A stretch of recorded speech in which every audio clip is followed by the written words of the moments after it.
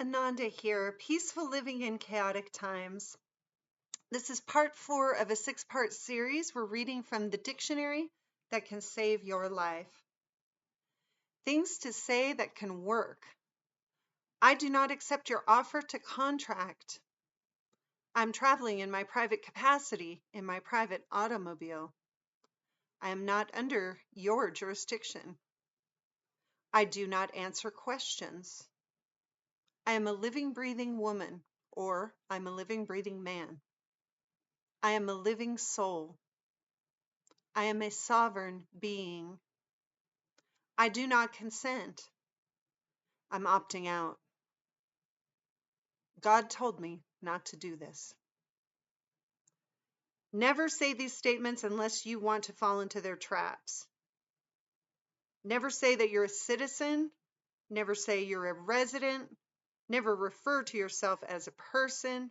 Never refer to your children as children.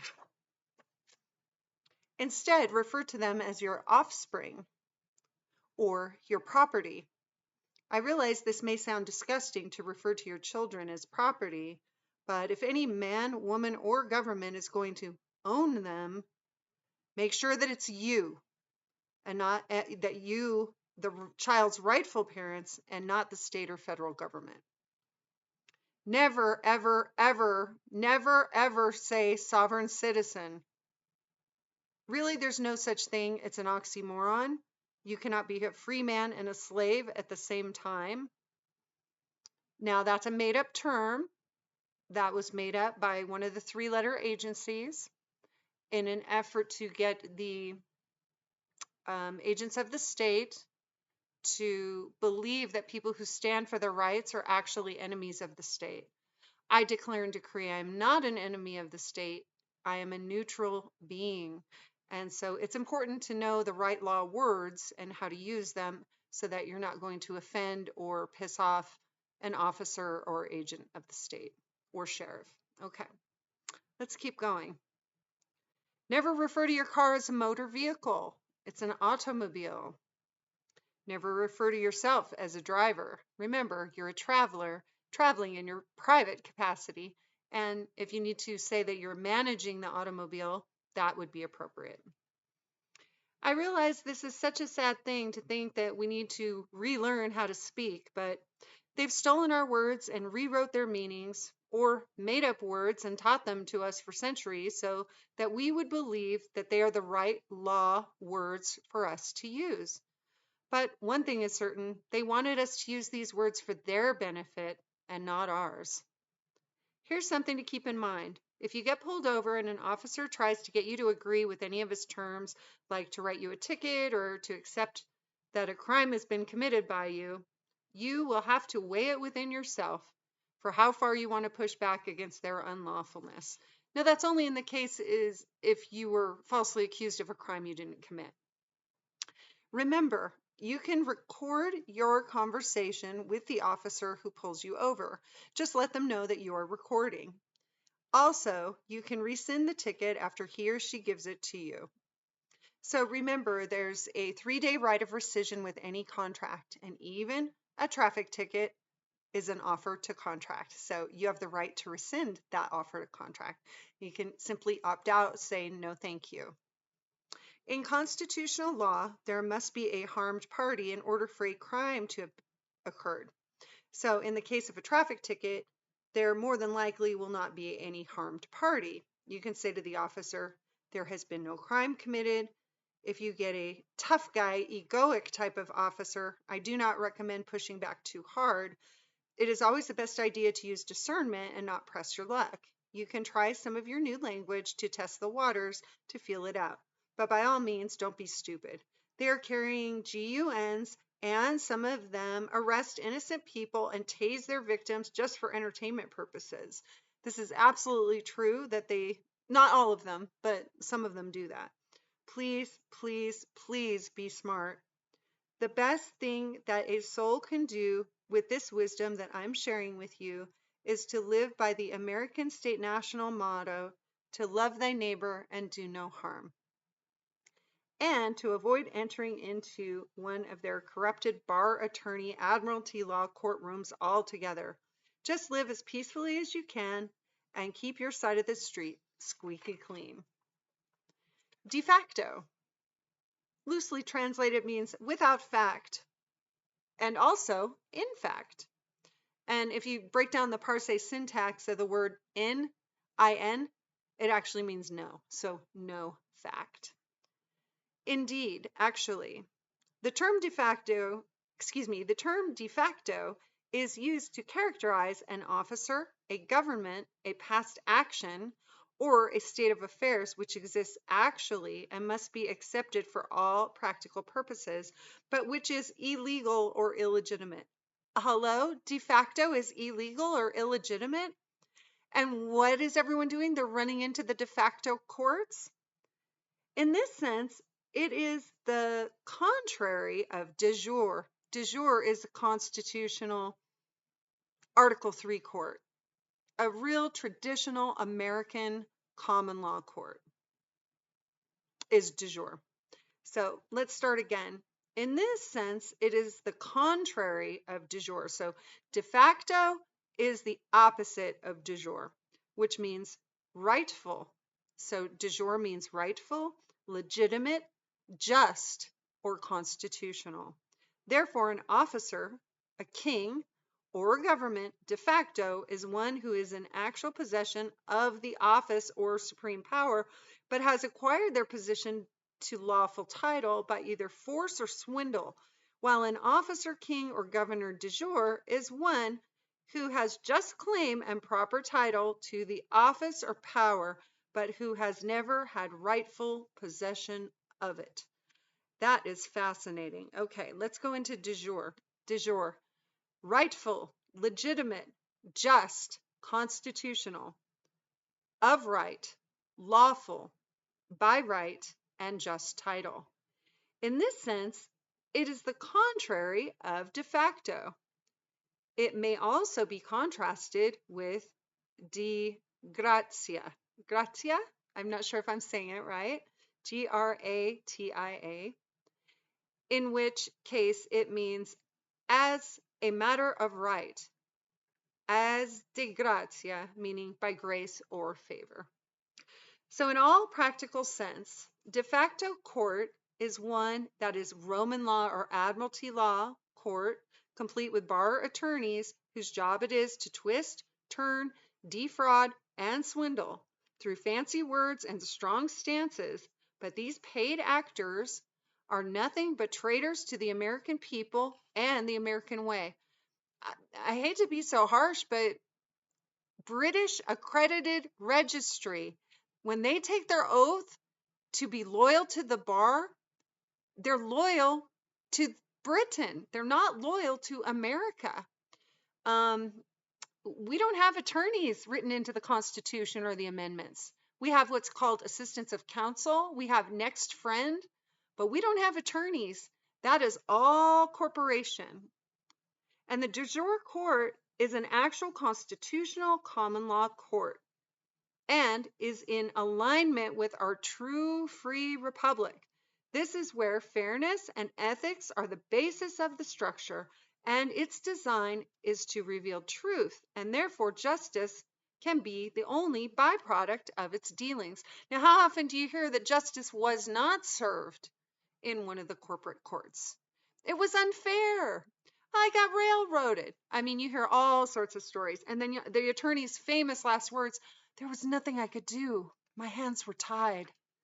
And they're trying to bow down to the false king. And the false king, of course, is the judge. But the attorneys always want to be seen in good favor when they're standing in front of the judge. So they never want to lose face. They want good favor. So where's their loyalty, right? It's not to the client. It's to the court. And that's even written into one of their own law books. That's Corpus Juris Secundum, Volume 7, Section 4, I believe, or Volume 4, Section 7. Look it up. It says the attorney's first loyalty is to the court and next to the client. I mean, that's a conflict of interest right there. That's the reason to fire an attorney. With all respect, attorneys, believe me, my dad was an attorney. I love him. May he rest in peace. But, you know, we know what we know now, and we just keep going. Hold your head high. And I'm sorry if you got your bar card and now you're feeling like you want to rip it up, but ay, ay, ay, what a mess. Learn constitutional law, no matter who you are, whether you're an attorney, a judge, learn constitutional law, learn trust law. It's fair, it's ethical. And a lot of times in legalese and those legal courts, it's not ethical, may be legal, but it's not ethical. That's very disturbing. So anyway, in common law, constitutional common law, it's ethical, it's fair, it's just, it's all the things. The scales are balanced. The scales are balanced. That's what the aim is. That's what the goal is. Okay, so there's two types of courts, and I want everyone to memorize this. There's an Article 3 court. Article 3, think of the lucky number 3. Think of the Trinity, God the Father, God the Son, God the Holy Spirit, or mind, body, spirit. 3, the Trinity, the triangle, right? An Article 3 court is equivalent to, this is what it means. It's a constitutional law, common law, law of the land, de jure American court. That's what it is. An Article 1 court is Roman law, maritime law, civil law, admiralty law jurisdiction, and it is de facto. So let's go on to learn a little bit more about presumption, assumption, tacit admission, and hearsay. So if you take the first letter of each of those words, presumption, assumption, tacit admission, and hearsay, it spells out the word path. So it's a path that will lead every unsuspecting soul who gets caught in its web of deceit to an outcome which is designed to steal money from them, while the either knowing or unknowing perpetrators get richer and richer and richer. Later on in the book, you will see further comments on this dark path under the heading The 12 Presumptions of the Court. Those are good. I think that's going to be in part 6 of this series, is the 12 Presumptions of the Court. But remember this, all de facto courts operate under presumption, assumption, tacit admission, and hearsay. So presumption, somebody presumes that you're pregnant. It may be true, it may not be true. Somebody assumes a thing. They assume that he was the one who took it. You know, he was let's see, assumption. When I assume, I make an ass out of you and me, right? We don't want to assume a thing. We want to ask questions and hopefully get some good answers. Tacit admission. That means whether you agree nor disagree, it means whatever was stated is true.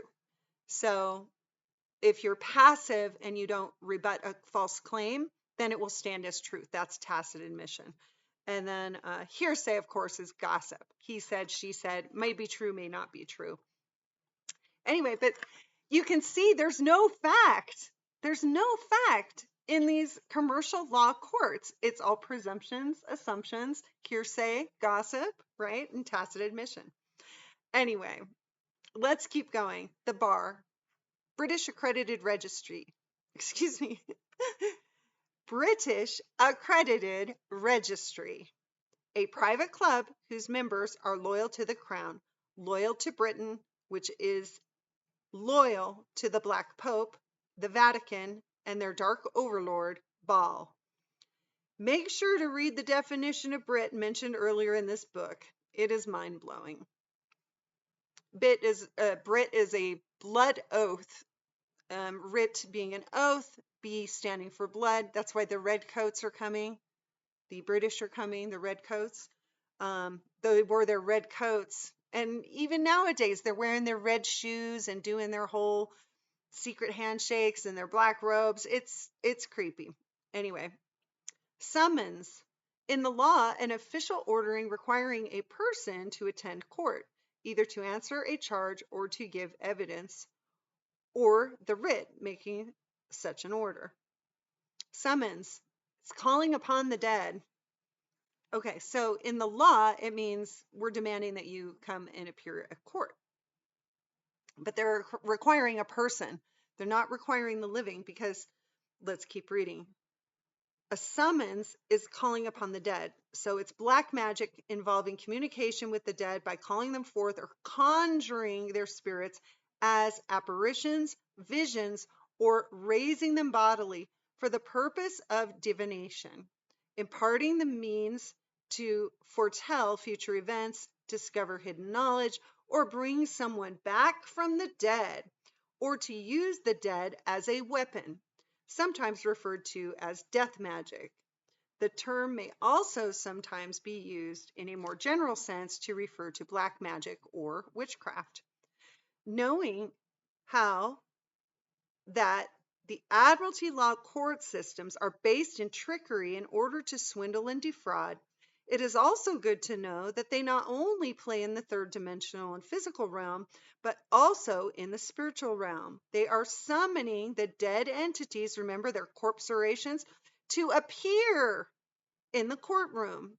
And I say dead entities because they refer to people as persons, which they view as a purse or a container that holds money for transfer, or vessels, which they see as a container that holds liquid and is used to transport goods and services. And these things are not of flesh and blood, but rather they are dead entities. This is why it is said that when these creepy bar members summon the person to appear, that is what they are actually doing. They are performing a seance and calling forth the dead. Sadly, unless a rejection is filed against a summons, the presumption of guilt stands. That's where they use that presumption again. They presume everything. They presume you're guilty. They presume you're a dead entity until you come in and say, I'm alive. I had a local coroner, write an affidavit to prove that I am alive. I'm telling you I'm alive, and I have witnesses that I am alive. It's so crazy. But this is legit. I am not making this up. This is legit. Please see more information on summons under the 12 presumptions of the court. Okay, so I've given you some teasers about the 12 presumptions of the court. So you're going to have to continue on with this series, and I think it's going to be in part 6 of the series. Paralectos. Paralectos, our vicious advocate who ends all curses. This is not a law word, but I feel this word is appropriate to include because this is what we all need to be at this time. We need to be vicious advocates for ourselves and the people of the earth to end all curses that were placed upon us through the lower laws of the corporate jurisdiction. Their lower laws are derived from satanic spells. Yup. Did you hear what I just said? Their lower laws are derived from satanic spells. This may sound far-fetched at first, but when we realize that common law is based on God's law and the Admiralty law is based in trickery, swindle, and fraud, the truth becomes apparent. What is trickery, swindle, and fraud? Those are all Satan's games. God Almighty, our Creator, a beautiful Creator, when we hit the truth and the truth shall set us free, when we hit that truth within us, who are we close to? What are we close to? We're close to our Creator because we hit the truth. We feel good. We transcend. We love. We fall into that floaty place, or we get the God chills, and it's beautiful. And the truth is like, it's undeniable because when you hit the truth and you know the truth, like nobody can tell you otherwise. So, paralectos, that is vicious advocate who ends all curses. Dynamic communication. I want you to look at court as playing a game. It's not a fun game, but let's look at it as playing a game because that is exactly what it is. There are two distinct sides and there is a referee. The judge is the referee who decides the outcome of the match. And what happens in a game played in a court with a referee? Well, the two sides volley back and forth. One side plays their best moves, and then it is the other side's turn to defend their position. This is dynamic communication. One side tells their story, then the other side tells their story. One side makes an offer, and then the other side either accepts or denies their offer, etc., and so forth. Well, this is the concept that I want you to adopt when interacting with the courts and their agents, officers, judges, attorneys, and players. I want you to volley to and fro with them. When you are volleying back and forth with them, they are usually the ones who serve you. Remember, you get service. That's after you receive their service or their summons. Okay, but it's not you that they're summoning, it's the all caps name. Make sure to differentiate. But you may want to respond to them by communicating to them via a written document or an affidavit to let them know that you do not accept their offer to contract. Their offer to contract might be by means of offering you a traffic ticket or issuing you a fine through one of their corporate government agencies, such as OSHA or the like. By responding to them to let them know that you are rescinding the ticket, in this instance, the traffic ticket, or that they have no right to issue you a fine, in the instance of OSHA, they will realize that you are not willing to play their game. This is what is meant by standing. Remember, it's united we stand. It's not united we fight. But when you stand, it's like you're standing up for yourself. You're being your own vicious advocate for truth, for goodness, and ending all curses. So you're standing up for yourself. This is what it means. This is what is meant by standing. You see, with a game like this that does not play by fair rules, they have basically picked a fight with you, and by you saying no thank you or standing, you are letting them know that you are not playing. This usually pisses them off and reminds me of when my sister used to hit me with Barbies if I did not want to play with her when we were kids. Their tactics are oftentimes coercive, threatening, and downright dirty. And yet, even with all of this being said, there is also something to be said about honor, even when playing with bullies. In a courtroom, it is said that the first one to fall out of honor loses. So, as evil as their game is, it will be in your best interest to keep your cool. When you stand up to the bully, it can be scary, but it is always the best course of action to act honorably. This is why I prefer to handle their bullying and harassment administratively by way of dynamic communication until I get my desired result and avoid their playing fields, bar courts, altogether. Affidavit. A declaration of truth based in fact, law, and evidence. I use affidavits often because they are recognized and honored in both de facto, admiralty law, and de jure, common law, courts. Affidavits are great. They're a statement, a testimony. It'd be like if you went into a court, put your hand on the Bible, and said, I swear to tell the whole truth, nothing but the truth, so help me God. And then whatever you say in that affidavit, that is seen as living testimony. And it's your word, and your word is your bond. So it's a beautiful thing. So you can write out your grievances through the lawful affidavit. Fear. False evidence appearing real. Admiralty law uses fear to create predetermined outcomes. Common law uses common sense and love to create the highest outcome, no matter how it may appear. Public record. Unless a matter is openly rebuked and rejected by stating clearly that the matter is to be on public record, the matter remains as a private bar guild matter and is under private bar guild rules. So with this in mind, always make sure that if you ever need to appear in court, make sure to get everything on public record. Otherwise, the court can hide the happenings of your appearance within their private club so that the truth cannot be evidenced for referral at a later time. They too know that what they say can be used against them in a court of law.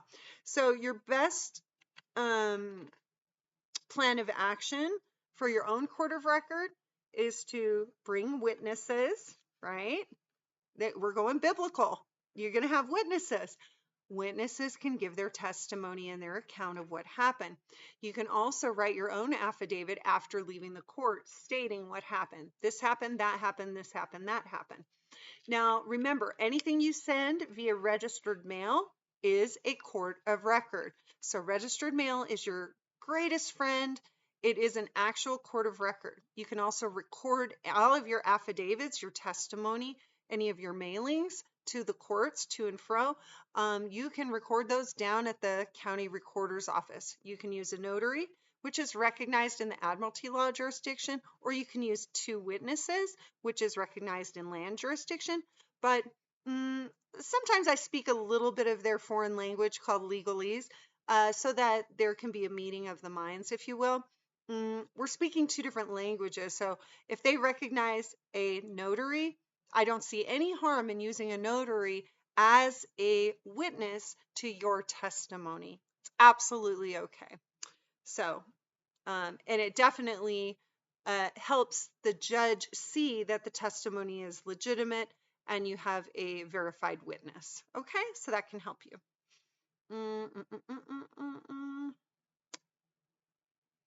All right. Executor desuntort, one who wrongfully interferes with the distributions of a deceased one's estate.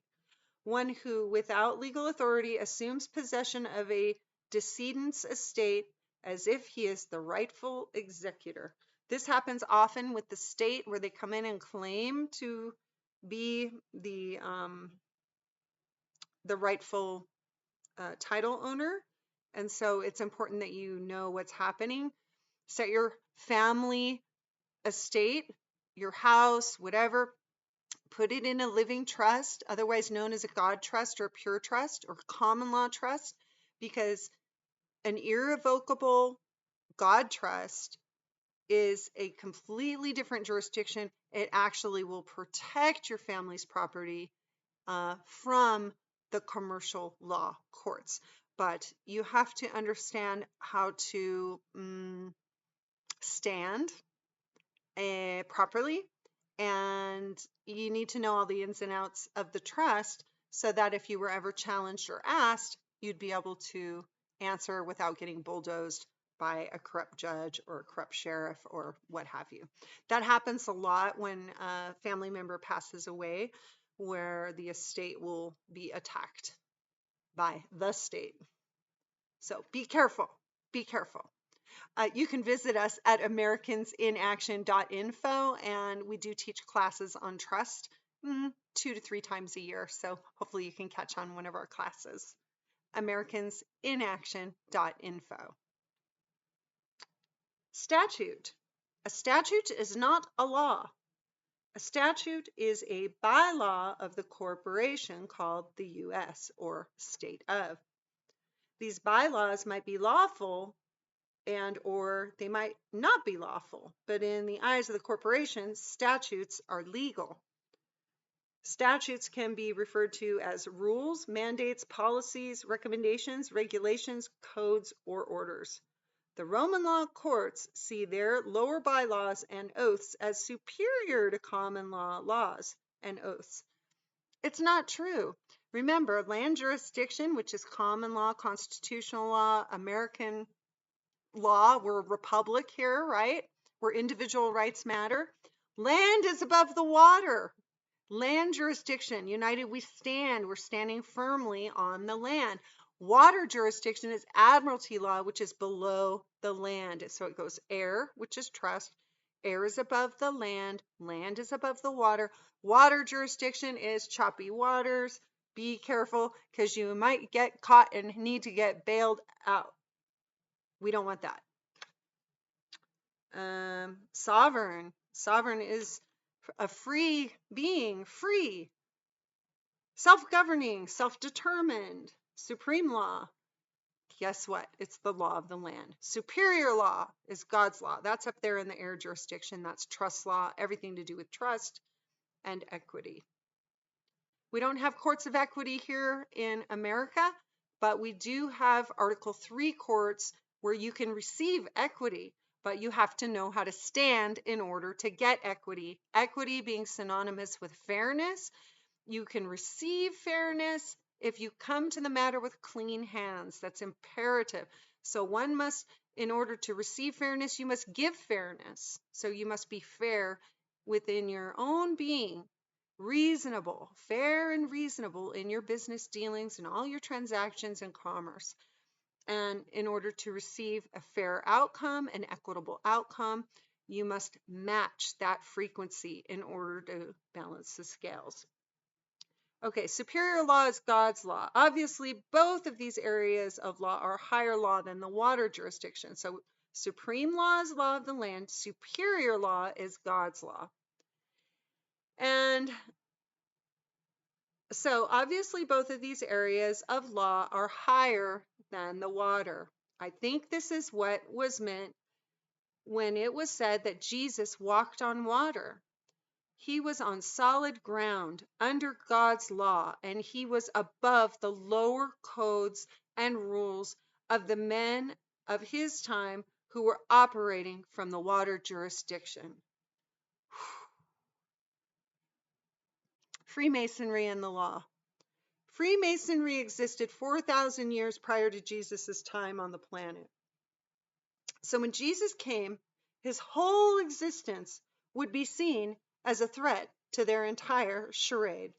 Jesus was seen as a political agitator in his time. His punishers had to crucify him and attempt to make him out to look like a blasphemous and crazy man in order to continue on with their sick and oppressive ways. Admiralty law, which makes commerce possible, comes from Freemasonry, which is the oldest and most evil private club on the planet. Please do keep in mind that the lines are blurred right now as to who is on the side of the light and who is not. I'm sure that there are many good and decent attorneys, judges, sheriffs, Freemasons, and so on. It appears that the Freemasonry ways of trickery, swindle, fraud, and spellcasting have been going on for so many centuries that a lot of good-natured and loving individuals might have gotten into their chosen careers without the slightest inclination of the roots of their profession, or who or what they are in allegiance to. Please always remember this when dealing with people who are working for the corporate side. Remember, we have all been lied to since we were born, and our parents were lied to, and their parents before them. We are all in the same slave boat. That is, until we learn the law and set ourselves free.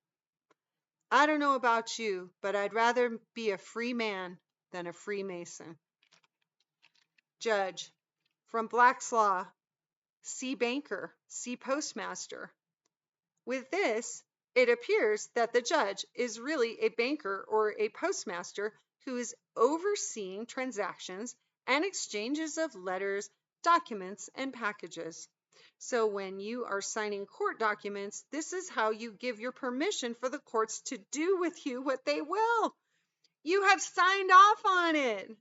You have approved of the transaction. That's why they need your signature. Oh my gosh. The doctrine of parens patriae, Latin meaning parent of his or her own country.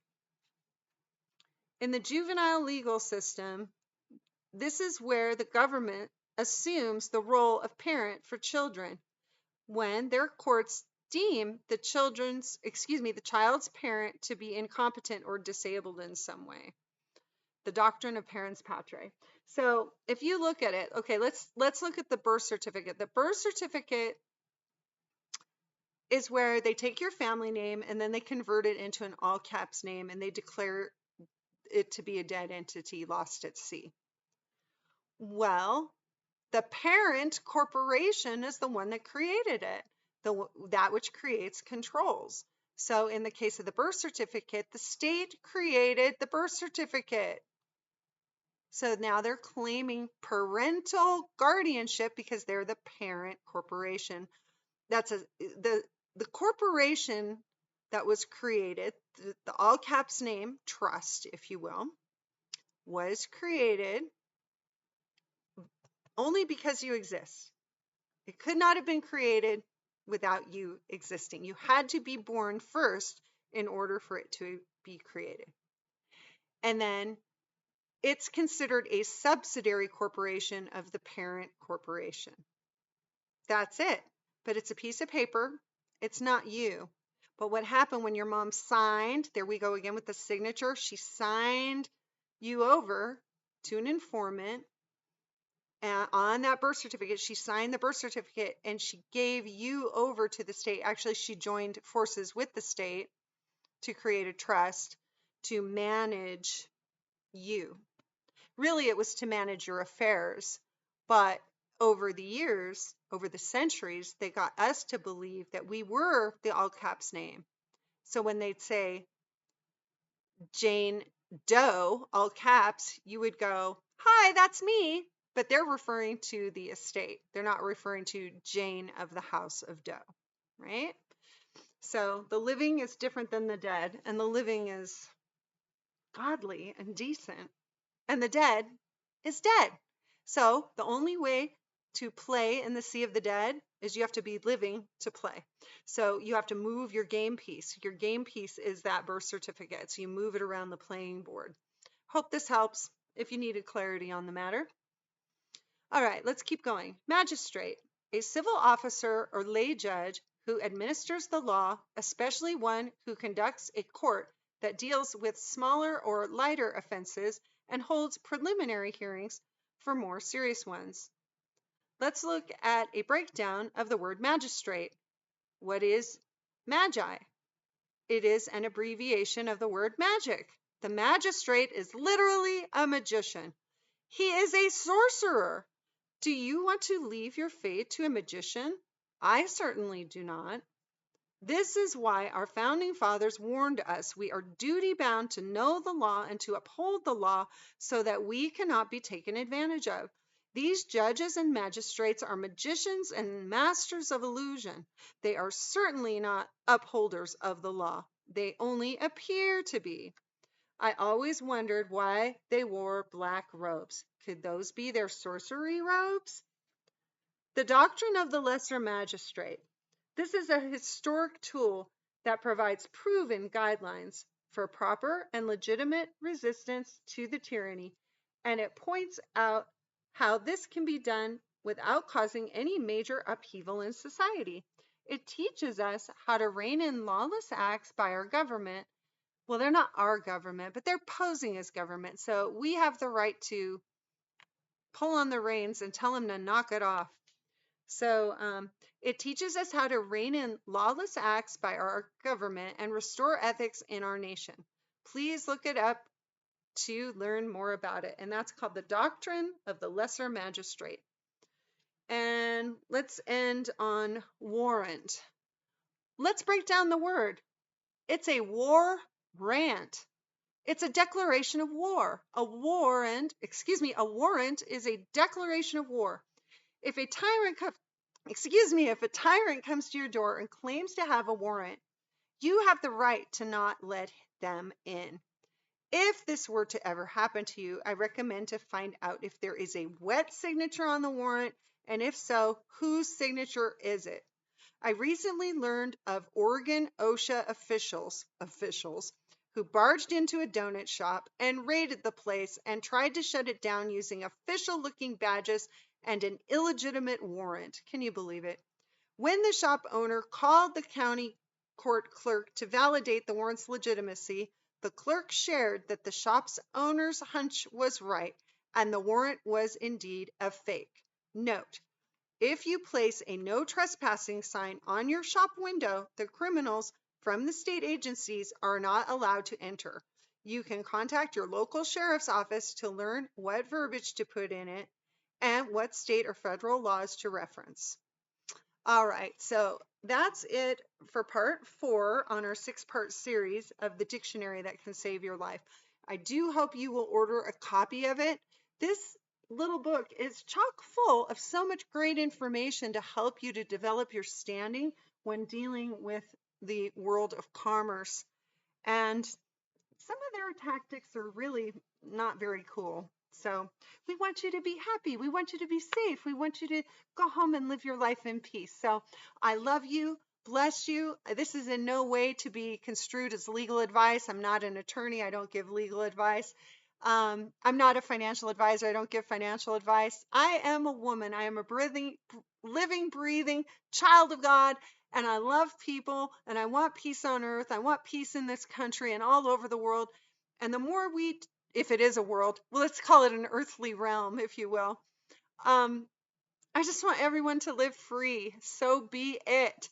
And if you feel the same way I do, I encourage you to visit americansinaction.info and you can purchase the book there.